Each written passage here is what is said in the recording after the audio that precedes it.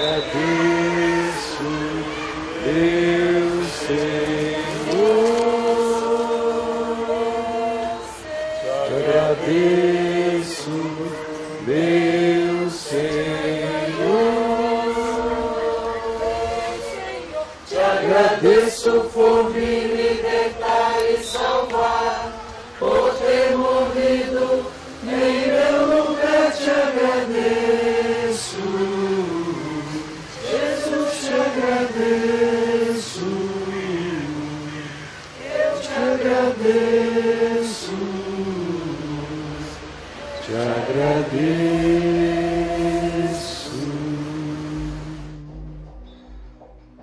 Aqui em Atos, no capítulo 17, no verso 10, que é a sequência do ponto onde nós paramos hoje lá, à beira-mar em Tessalônica, nos diz assim: e logo durante a noite, depois que Jason e os companheiros tiveram que pagar a fiança estipulada para soltarem-se da prisão, e também naquele mesmo dia, naquela mesma circunstância, Paulo foi tirado, como eu disse, pelos fundinhos e imediatamente levado para um outro lugar. E o verso 10 diz: durante a noite os irmãos enviaram Paulo e Silas para Bereia. Vocês já entraram aqui e viram como a cidade está marcada pelos ícones da presença de Paulo, da igreja ortodoxa, que é a igreja prevalentemente forte aqui na Grécia, porque eles vieram direto de Tessalônica para Bereia e chegados aqui, para onde é que ele foi? Dirigiram-se à sinagoga dos judeus. Ora, estes de Bereia, e aqui se está falando no contexto da sinagoga dos judeus, portanto, que se vai falar logo de imediato diz respeito à atitude diferente que os de Bereia, os judeus da sinagoga aqui, tiveram em relação a todos os demais judeus em todas as outras sinagogas aonde Paulo apenas ia para iniciar o processo da perseguição que acabava jogando nos braços gentílicos, aonde ele se refastelava na pregação. Aqui o que se diz é o seguinte: estes de Bereia eram mais nobres que os de Tessalônica. E não se está falando do povo gentil de Tessalônica, sobre o qual hoje de manhã a gente viu o tipo de relação fraterna, de amor, de namoro fraterno que se estabeleceu entre Paulo e eles, mas da atitude dos judeus da sinagoga de Bereia. Como eu disse lá no início ainda na viagem, em todas as cidades praticamente os judeus tinham estabelecido as suas sinagogas, seus pontos de ensino, porque depois do cativeiro em Babilônia, nem todos os judeus voltaram. Muitos deles foram se espalhando pela Ásia e por vários lugares da terra. E como eles não tinham o templo, e somente o templo de Jerusalém era o lugar para um judeu fazer sacrifícios e cultos com todas aquelas liturgias definidas por Moisés no Velho Testamento, a sinagoga foi uma criação circunstancial aonde se ensinava a Escritura, aonde se tinha a certeza de uma vida comunitária, servia de tudo, de lugar de culto, de ensino da Escritura, de escola, alfabetização de crianças, e também era um lugar de ajuntar a comunidade judaica para as grandes decisões, para os grandes comunicados deles, de modo que a sinagoga tem um papel múltiplo, e naqueles dias era um papel multifacetado mesmo. Estes de Bereia eram mais nobres que os de Tessalônica, pois receberam a palavra com toda a avidez, que é uma expressão que define o que já está presente em alguns de nós agora. Fome, ávidos, sede, fome, desejo de sofregamente apropriar-se, internalizar, ávidos, toda avidez, que se manifestava da seguinte maneira: examinando as Escrituras todos os dias, para ver se as coisas eram de fato assim.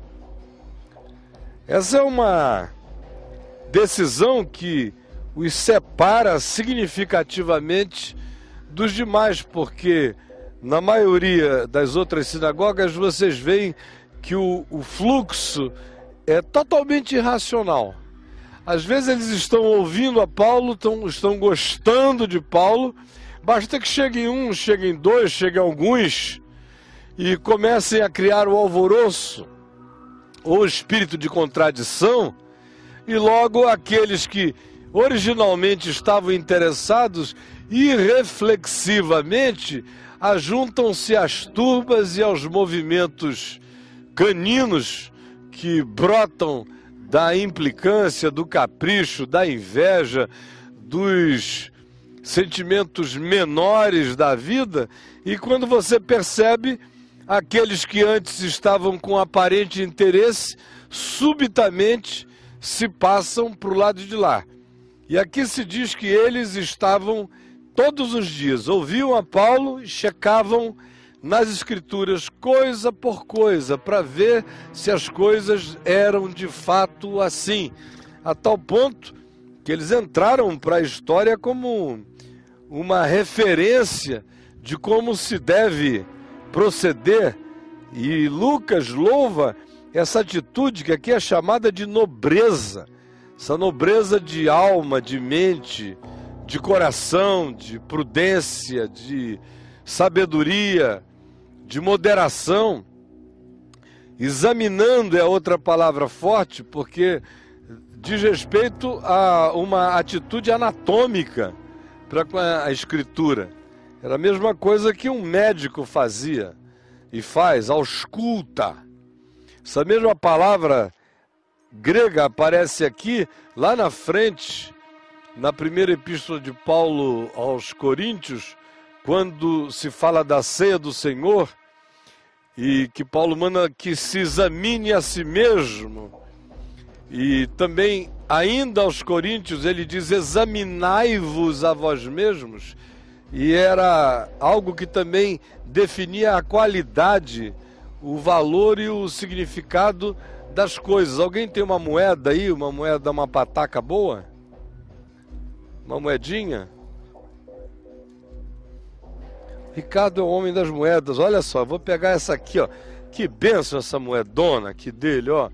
Examinar naqueles dias tinha a ver com isso aqui, ó.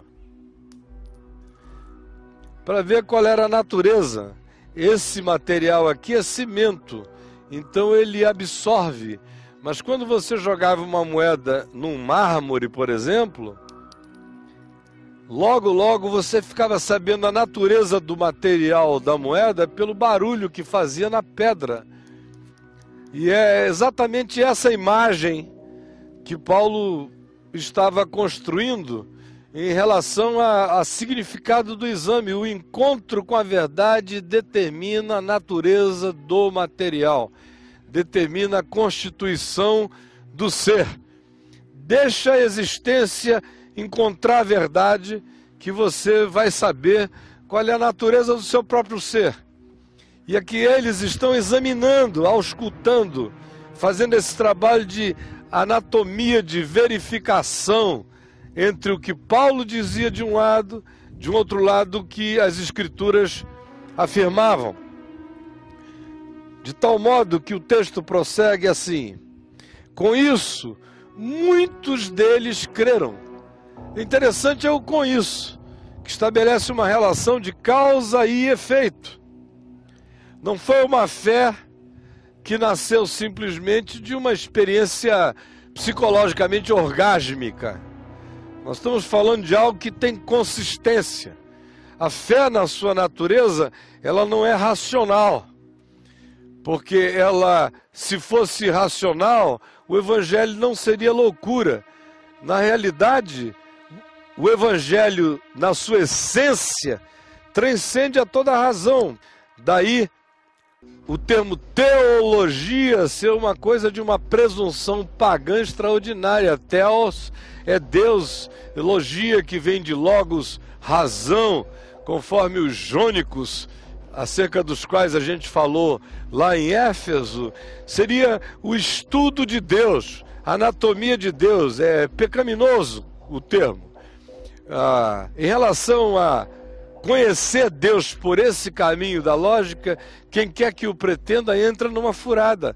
Agora, checar se o que se está dizendo sobre Deus faz sentido com algo que você tenha como referência segura da revelação de Deus, que é a Escritura, que é a revelação proposicional. Nesse caso, se precisa usar todo o entendimento que se tenha disponível para fazer essa checagem, para ver se as coisas são conforme a referência pré-estabelecida diz que deveria ser. E foi nesse sentido e nessa medida que os bereanos usaram todo o seu senso de coerência possível para verificar se eles não estavam entrando numa furada, se não era apenas por causa do carisma de Paulo, se não era por causa apenas das impressões que ele causava, se não era por causa de uma sistematização particularizada que ele tinha feito da palavra e apresentava o pacote de maneira tão elaborada que era quase impossível para aqueles que estivessem ouvindo não acolherem o que ele dissesse. Eles não entraram em nenhuma perspectiva de jogo emocional, que Paulo não fazia, mas supondo que fizesse, ou supondo que ainda que não fizesse, dissesse coisas equivocadas, eles não estavam impressionados com nada disso, ouviram e verificaram. Todos os dias, significando que dia após dia Paulo ensinou, e dia após dia eles ouviram e acabaram de ouvir, reuniram-se e foram verificar com bom senso, sem nenhum tipo de passionalidade, de paixão, de fervor efervescentemente infantil, não. Foram ver se as coisas eram de fato como estavam sendo anunciadas e examinavam as Escrituras para ver se o anúncio do Evangelho feito por Paulo coincidia com aquilo que as Escrituras anunciavam. Com isso, essa é a relação de causa e efeito. Essa é a maneira mais saudável de alguém se edificar e se fortalecer na fé, porque fica querendo conciliar o inconciliável. E tem coisas aqui na Escritura que se tornaram totalmente incoerentes com Jesus. Incoerentes por quê? Incoerentes porque elas eram pertinentes a um tempo, a uma hora, antes de Jesus. Jesus é o Verbo encarnado. Como diz o escritor de Hebreus, ele é a expressão exata do ser de Deus. Tudo quanto se possa querer saber da revelação de Deus aos homens está em Jesus. Nele não fica faltando nada. Por outro lado, nele são eliminadas todas as idiosincrasias que o Velho Testamento carrega, como expressão da cultura judaica, como expressão do primitivismo do mundo antigo, como expressão do fato de que a revelação de Deus na história, até chegarmos a Jesus, foi evolutiva. É tão simples de a gente perceber como foi crescendo e evoluindo aquela revelação. Como é tão simples perceber a grandeza de superioridade, de percepção dos profetas em relação a Moisés. Quem lê Isaías não tem como não ver que está diante de uma mente que foi iluminada com algo superior àquilo que Moisés dizia de pão, pão, queijo, queijo, pedra, pedra, isto e aquilo. Em Isaías você encontra, por exemplo, questionamentos à prática da lei que não produz novidade de vida. A mesma coisa em Jeremias, a mesma coisa dos profetas. Daí você vê que os profetas são extremamente mais louvados e assimilados no processo do Novo Testamento do que Moisés, que fazia parte da revelação de Deus, de conteúdos para um determinado dado momento da consciência humana, definia o que é verdade de relação entre o homem e Deus e o homem e o próximo, e dava um monte de regulamentações de convívio que não são diferentes daqueles que a gente encontra nos códigos de Hammurabi, por exemplo, lá na Mesopotâmia, na Suméria, que não são diferentes de um monte de outros códigos comunitários, aonde erros são tratados da mesma maneira, aonde indenizações são pagas por equívocos, aonde um monte de coisas que aqui se lê encontram-se do ponto de vista de qualquer vasculhada histórico-antropológica em muitas outras culturas da Terra. De modo que, aqui em Bereia, qual era então o processo hermenêutico em operação? Paulo estava falando de Jesus e só de Jesus. Falando de Jesus e do evangelho que Jesus anunciava. E do significado de Jesus como cumprimento das profecias, das predições do Velho Testamento e como nele tudo se cumpria. E o que nele ainda não tinha se cumprido, cumprir-se-ia nele num segundo momento, numa segunda etapa.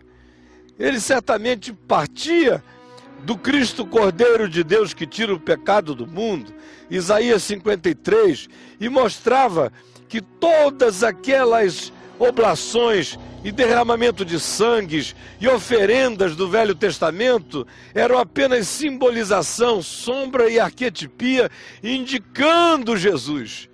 Eram simbolizações, era como o pão da ceia em relação à carne de Cristo, à vida de Cristo, à realidade de Cristo. Uma vez que você prova a realidade de Cristo, não há mais por que pensar que o pão é alguma coisa além do pão e que ele não seja apenas um memorial daquilo que em mim já se tornou realidade.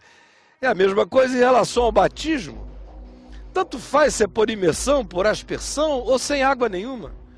Se eu estiver no deserto do Saara e não tiver nada, eu batizo com saliva. E se eu tiver com a boca tão seca, vai areia na cabeça. E se não tiver nada para jogar, o homem que morria ao lado de Jesus na cruz, Jesus nem cuspiu para o lado, ó, fica batizado. Se bem que Jesus mesmo não batizava e sim os seus discípulos, você veja a importância que ele dava para esse ritual. Não, hoje mesmo estarás comigo no paraíso, porque o que realiza a operação final não é nenhum tipo de materialização externa que quem quer que seja deseja exacerbar, está apenas exacerbando de maneira pagã algo que não produz transformação alguma na interioridade humana. Então, os de Bereia ouviam Paulo falar de Jesus e citar o Velho Testamento, dizendo, olha, isso aqui aconteceu para se cumprir isto. Ele viveu assim para encarnar isto aqui. Ele é a condensação de todas essas expressões. Ele é o Cordeiro de Deus que tira o pecado do mundo. Por isso, você não precisa mais ir a Jerusalém, não precisa mais derramar nenhum sangue, não precisa fazer mais nada, está consumado. Tetelestai, a palavra grega, está pago, está feito. E eles iam checar na Escritura todo dia e verificavam que as coisas eram de fato assim. Com isso, se diz, com isso. E eu repito pela terceira vez, esta é uma expressão que determina causa e efeito. Por causa desta causa, o efeito foi esse. muitos deles creram, mulheres gregas de alta posição e não poucos homens. Mas logo que os judeus de Tessalônica souberam que a palavra de Deus era anunciada aqui em Bereia por Paulo, foram e vieram de Tessalônica excitar e perturbar o povo aqui. Isso é que é um negócio satânico, meu Deus. Satanases religiosos. Então os irmãos promoveram sem detença a partida de Paulo para os lados do mar. Porém Silas e Timóteo continuaram aqui, pregando a palavra.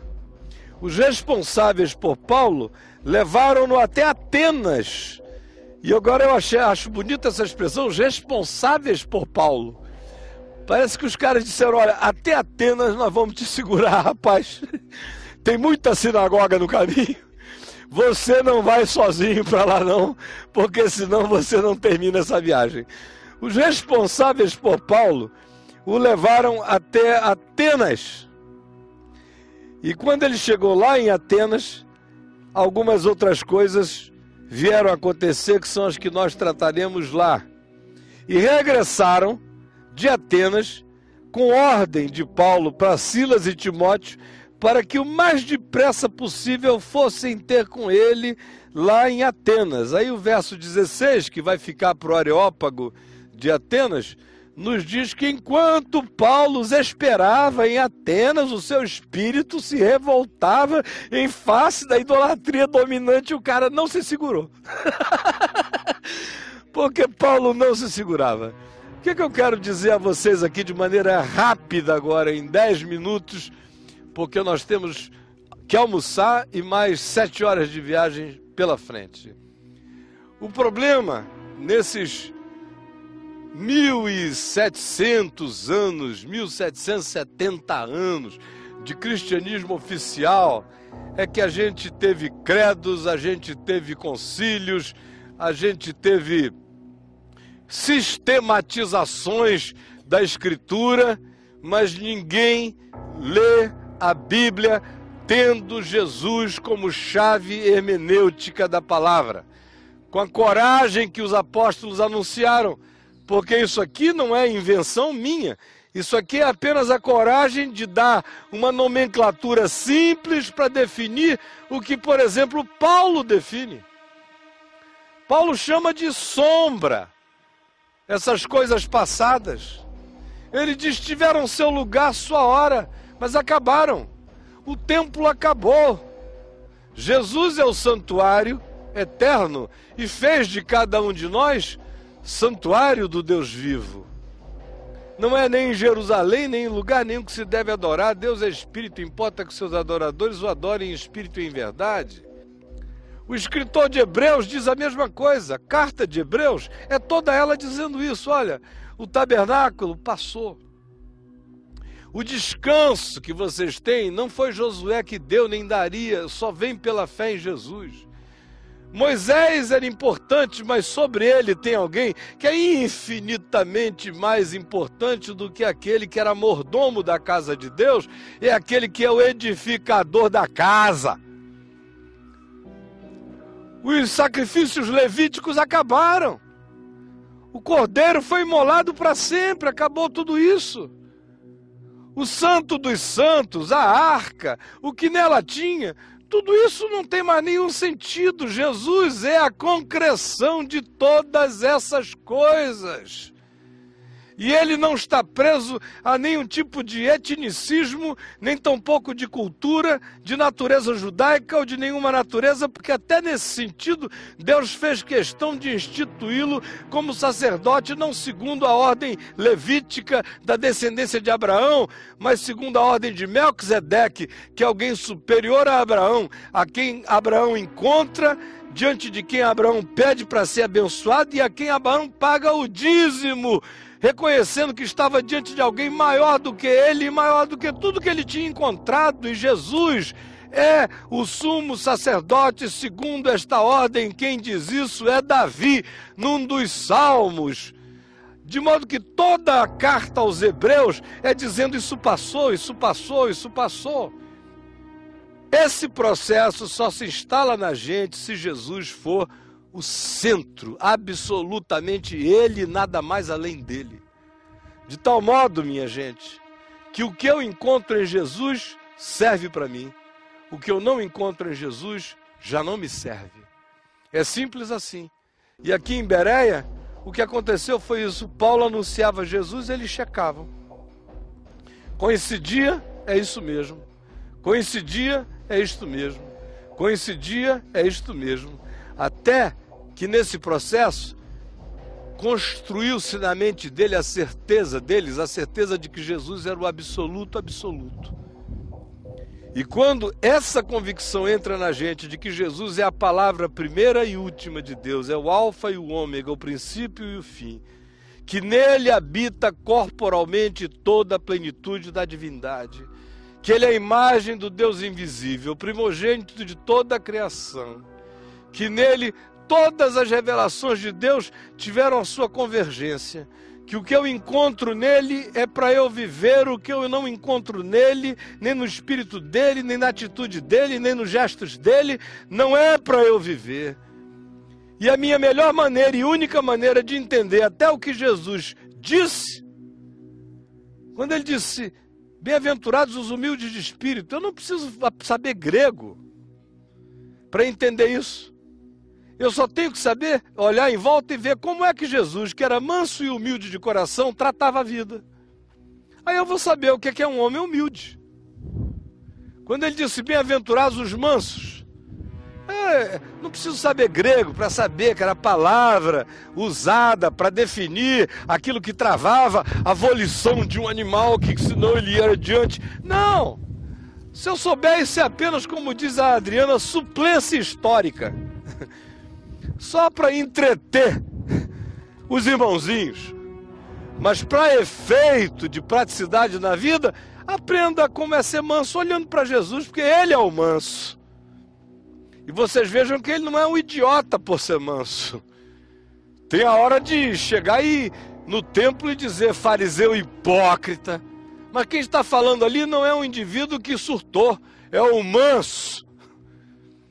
Porque exerce um controle absoluto sobre si mesmo, do contrário, tudo em volta desapareceria.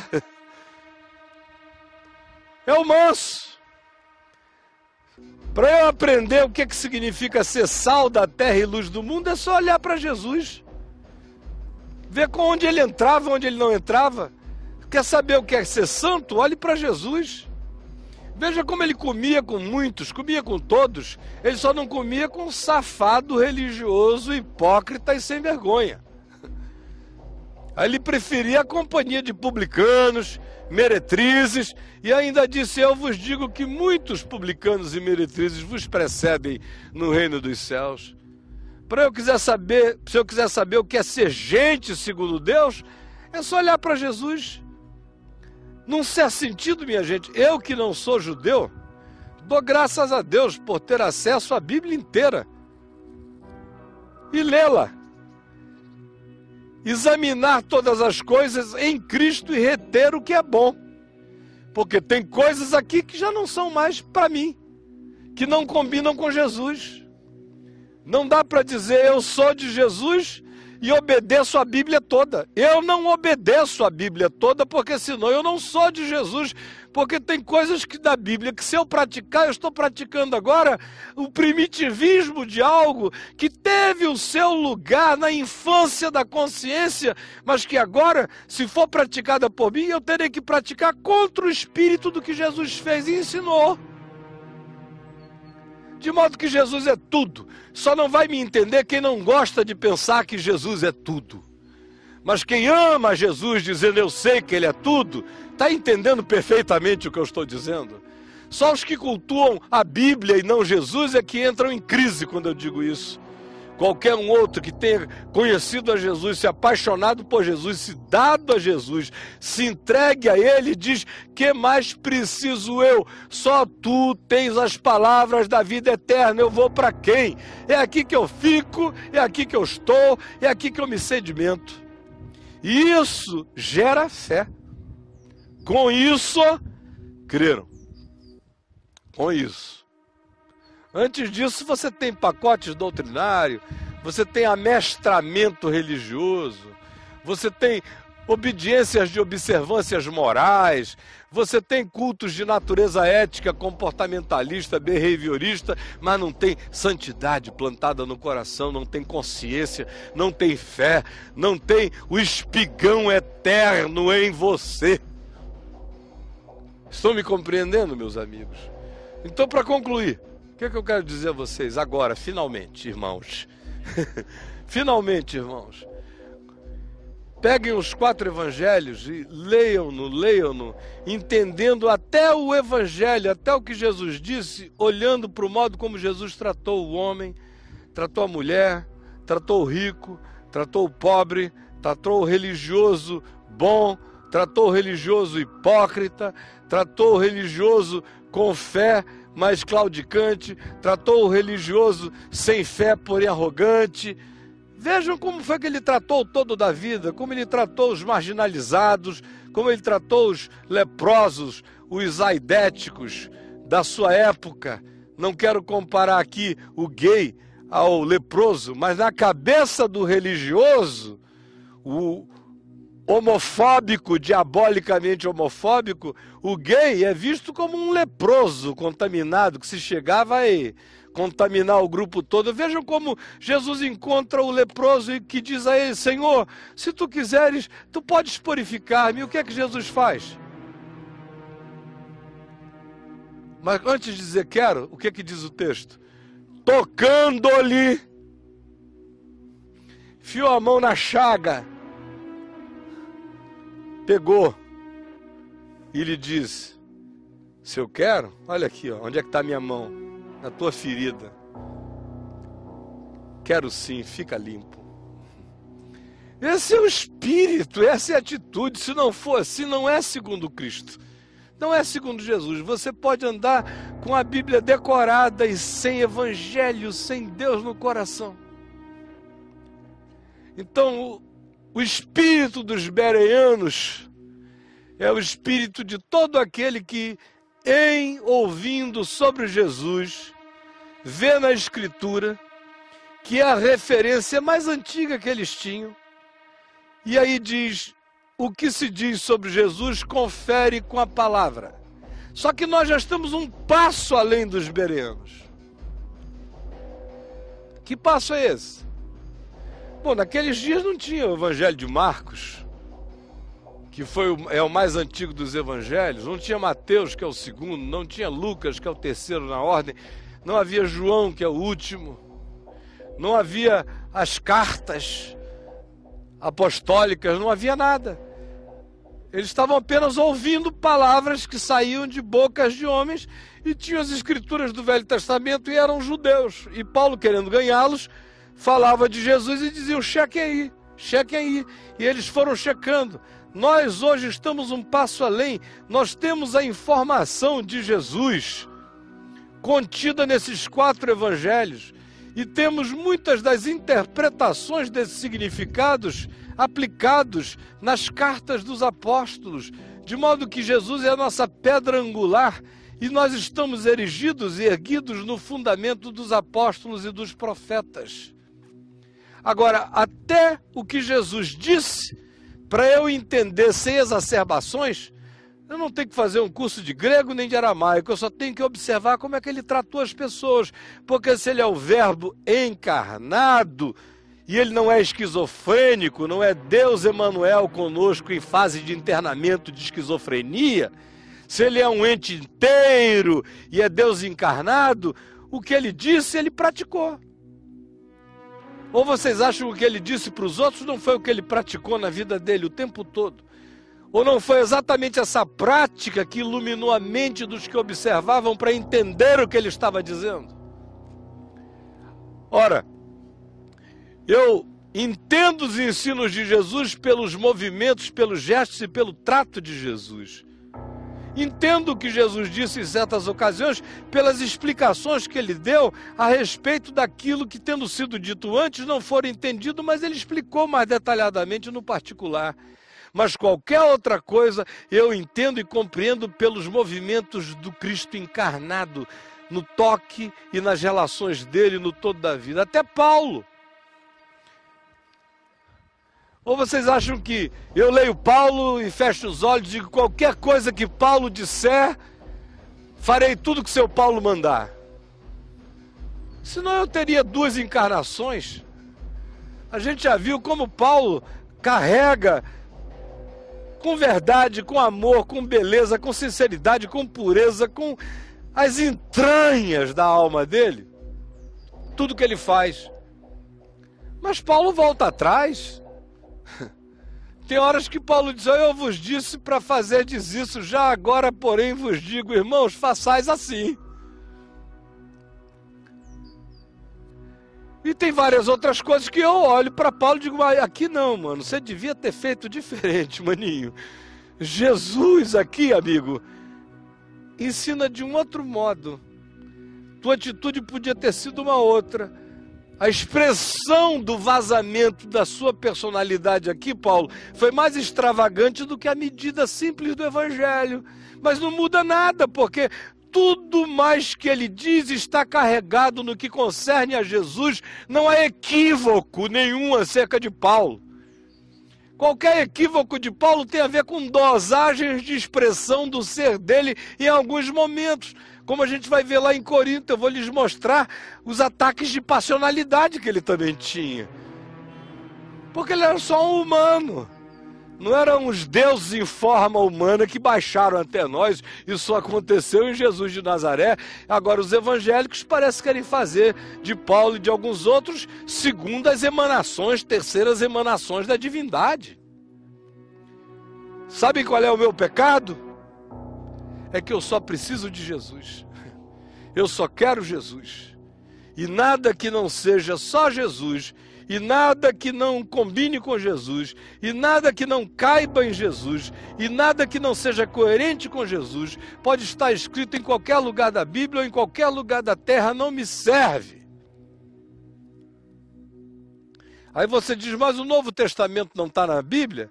Bom, do ponto de vista de um judeu, é uma aberração que a gente tenha esses livros aqui e tenha enfiado nas escrituras antigas deles. Isso é um luxo que eu tenho, mas que se não tivesse não faria falta desde que eu soubesse quem era Jesus. Eu vou lhes dizer mais uma coisa. Por que Paulo, escrevendo aos Romanos, citou tanto Abraão, Sara e outras figuras? Leia o capítulo 16 de Romanos que você vai entender como lá estava Alexandre, o Rufo, filho de Simão Cirineu, uma quantidade enorme de judeus, pessoas para as quais aquela argumentação comparativa entre Velho Testamento e a presença de Jesus e o ensino de Jesus era necessário, porque se ele estivesse na ilha de Malta, entre aqueles bárbaros que os trataram com singular humanidade, Abraão não tinha entrado nem na história. Para quê? Para quê? A pergunta é para quê?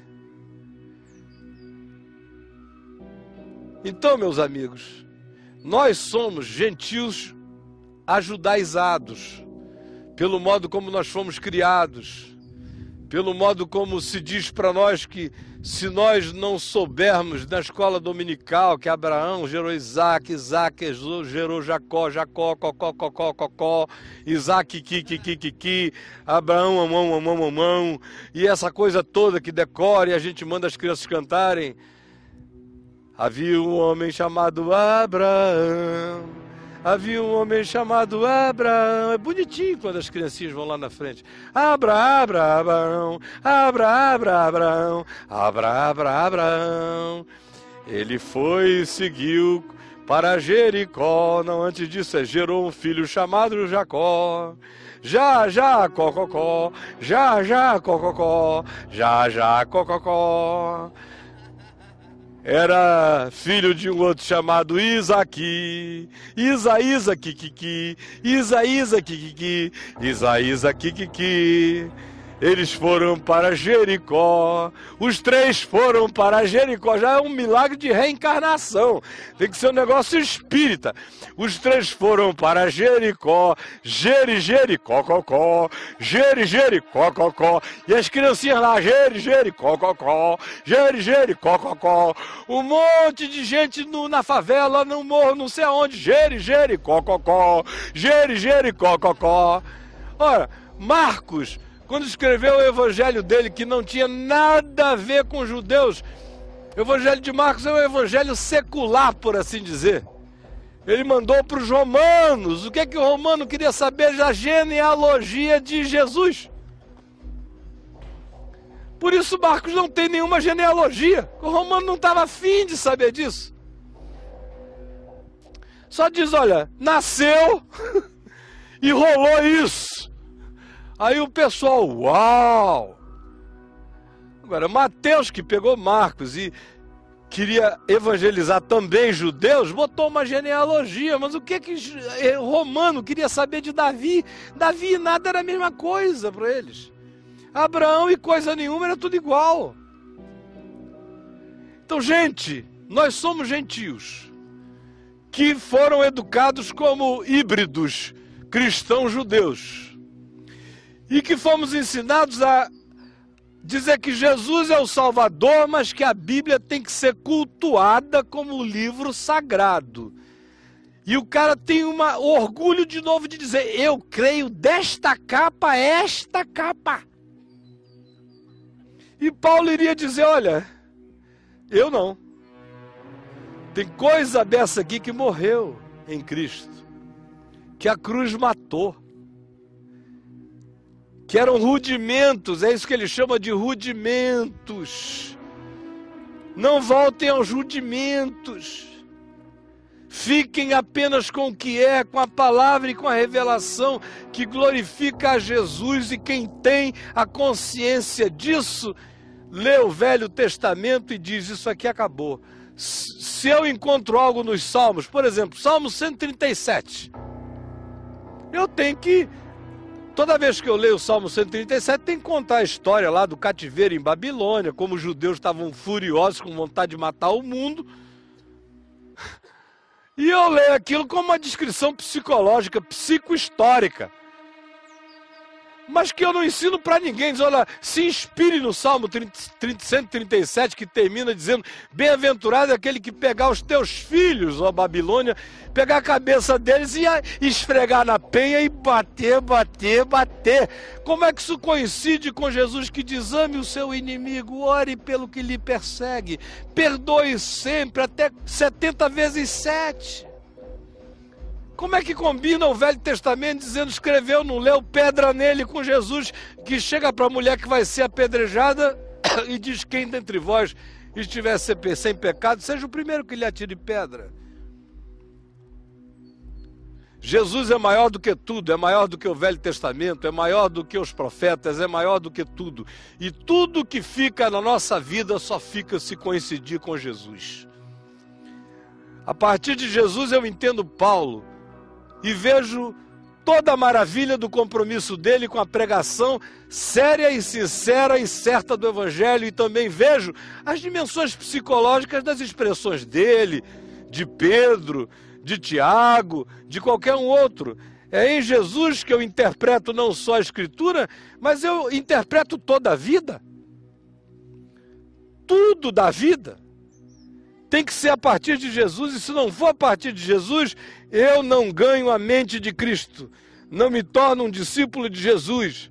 E a vontade de Deus é me tornar no mínimo uma miniatura de Jesus, até aquele dia quando eu serei semelhante a Ele, porque vê-lo-ei conforme Ele é.